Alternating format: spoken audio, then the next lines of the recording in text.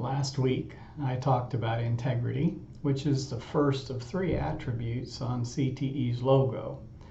Today, I'll talk about the second attribute on the logo, which is quality. The word quality makes me think of the value of something I'm buying. Is the item well built? Is it made with durable materials? Is it a high quality item?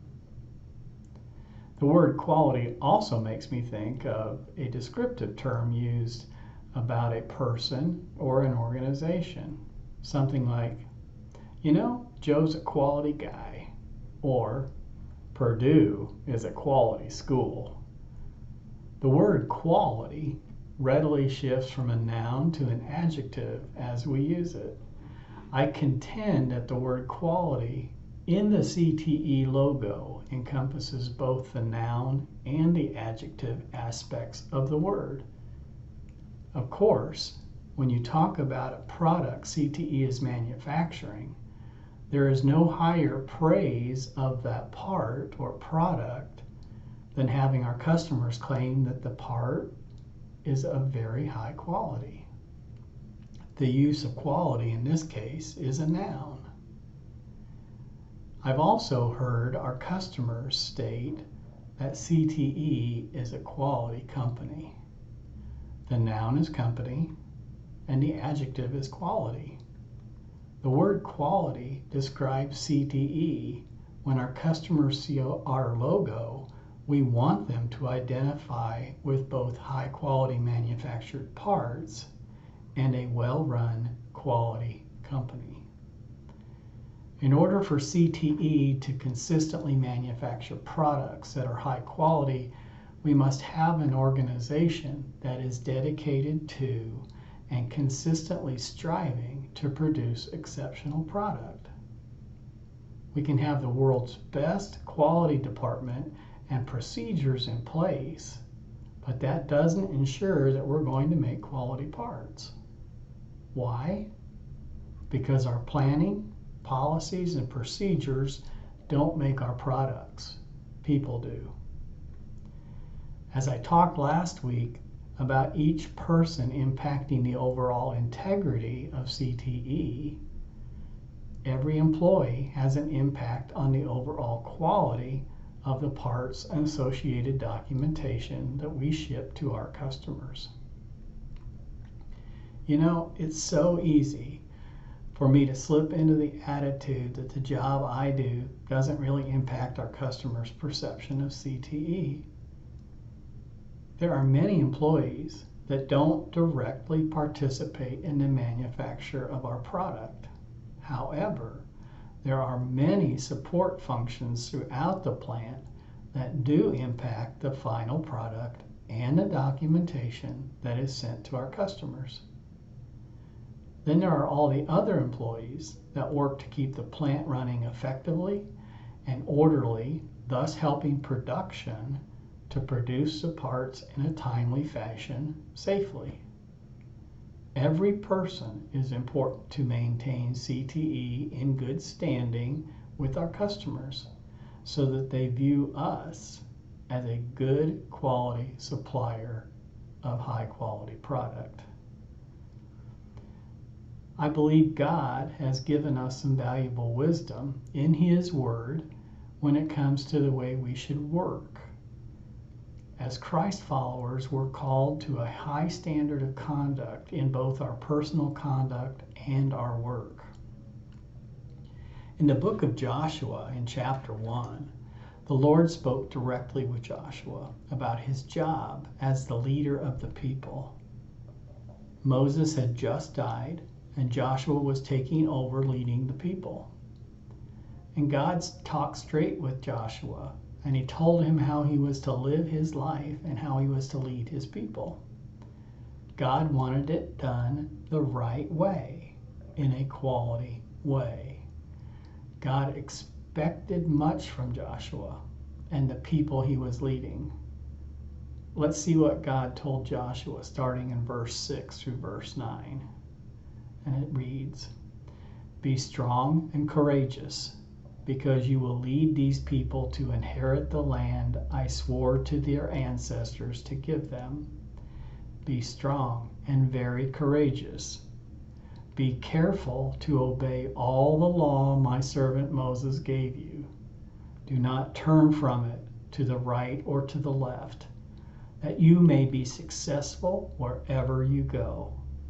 Keep this book of the law always on your lips. Meditate on it day and night, so that you may be careful to do everything written in it.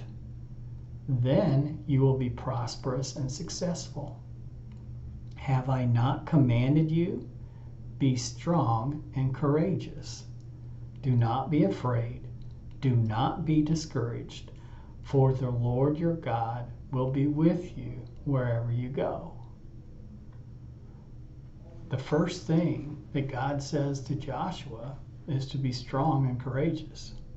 And to drive his point home, he says it 2 more times. Think about it. If God's talking to you and he tells you 3 times in 4 sentences to be strong and courageous, wouldn't you be wondering what you just got yourself into? You know, this tells me that the job ahead for Joshua was not going to be easy. In fact, it tells me just the opposite. It's going to be hard. They literally had battle after battle after battle ahead of them to take the land that God had promised the Israelites. In the next verse, God tells Joshua to be careful to obey all, and I stress all, the law that Moses had given the people. Not just the easy parts, all the law. God goes on to stress that that Joshua is not to turn to the right or to the left. In other words, not to stray from the law the least little bit so that he would be successful. In verse 8, God goes on to stress the importance of carefully following everything in the law.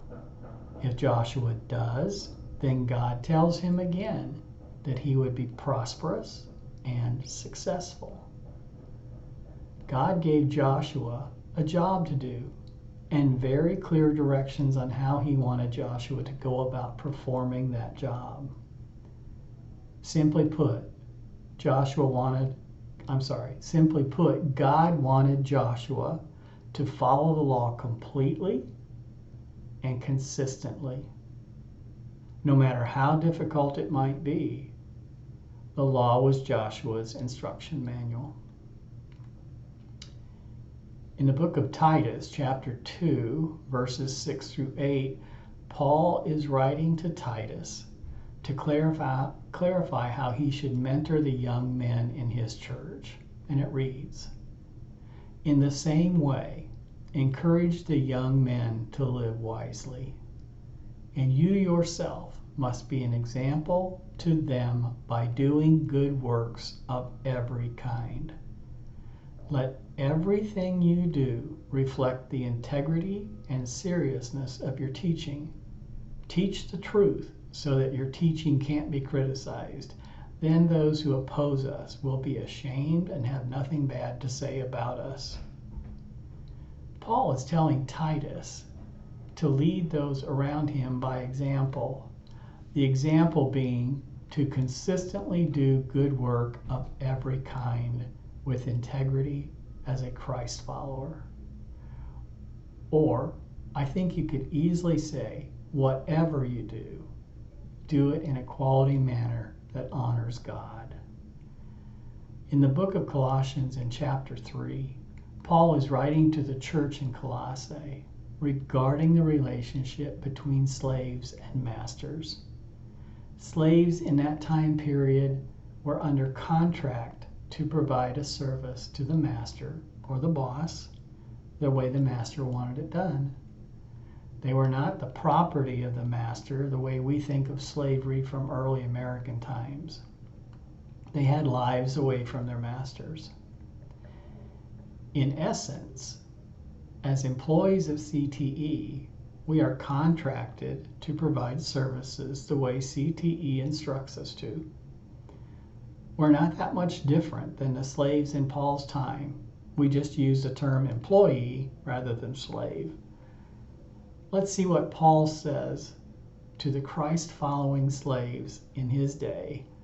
In chapter 3, starting with verse 22 through 24, it says, "Slaves, obey your earthly masters in everything, and do it not only when their eye is on you and to curry their favor, but with sincerity of heart and reverence for the Lord.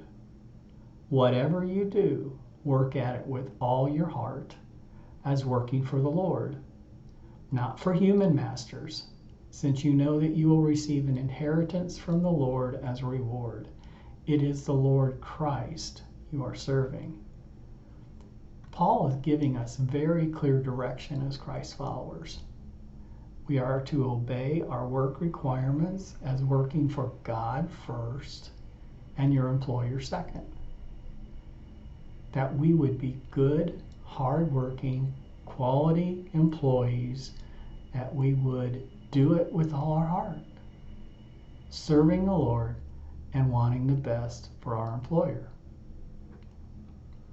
Now, I know, you might say, now wait a minute, you're expecting too much.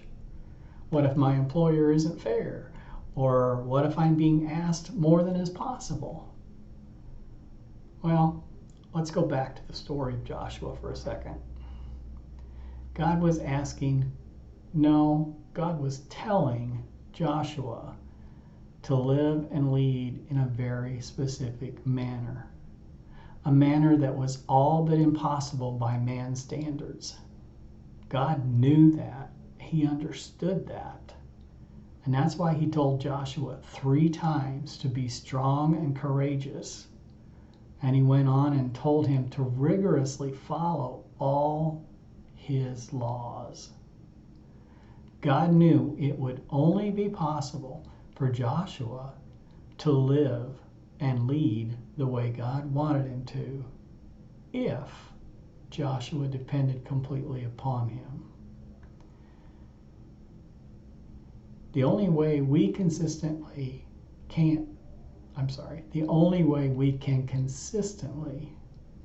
be dedicated, good, quality workers for any employer is to first be committed and invested in our walk following Christ. Who are you working for first? Are you working first for God, or for your employer, or for yourself? I hope that this has given you something to think about. Maybe this has given you a little bit of a challenge, and maybe some things you need to change in your life. God bless you, and have a great day.